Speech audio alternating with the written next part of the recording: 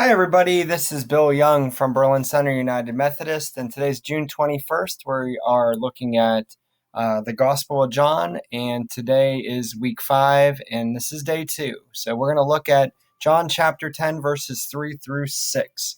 So let's see what we're looking at today, beginning with verse 3. The gatekeeper opens the gate for him, and the sheep listen to his voice. He calls his own sheep by name and leads them out. When he has brought out all of his own, he goes on ahead of them, and his sheep follow him, because they know his voice. But they will never follow a stranger. In fact, they will run away from him because they do not recognize a stranger's voice. Jesus used this figure of speech, but the Pharisees did not understand what he was telling them. So today I'm going to read from the book, The Gospel of John, on page 64, Understanding the Word. The teaching we find here is called a figure of speech.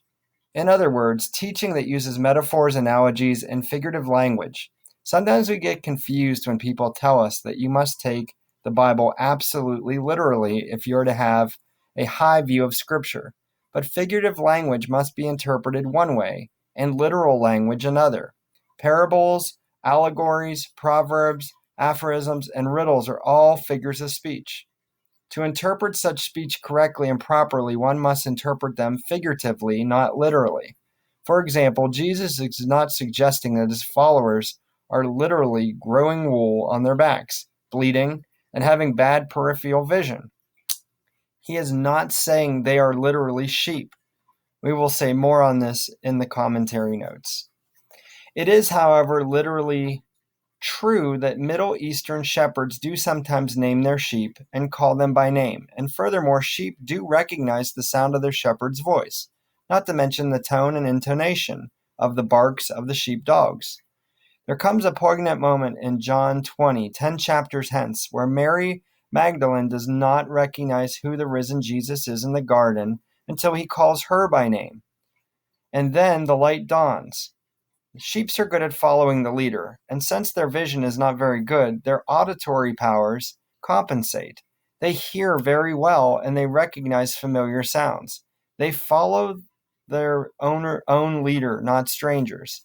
Jesus is not suggesting that the Pharisees are strangers, and that God's real sheep will not listen to them. But we are told this audience couldn't figure out the figurative language Jesus was saying.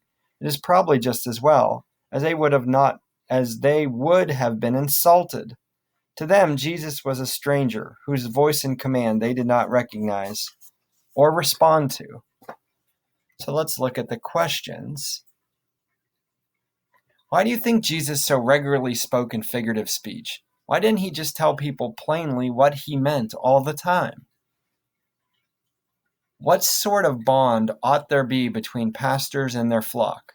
Should the congregation blindly follow their pastor's lead? Is there a trust factor? And why does Jesus lead his sheep out of the safe haven of the sheep pen and into the dangerous world? What does this tell us about how believers today should live in the world without being of the world? Well, I hope you've enjoyed today's reading, and tune in tomorrow as we will continue on in John chapter 10, and we'll look at verses 7 through 10. All right, have a great day.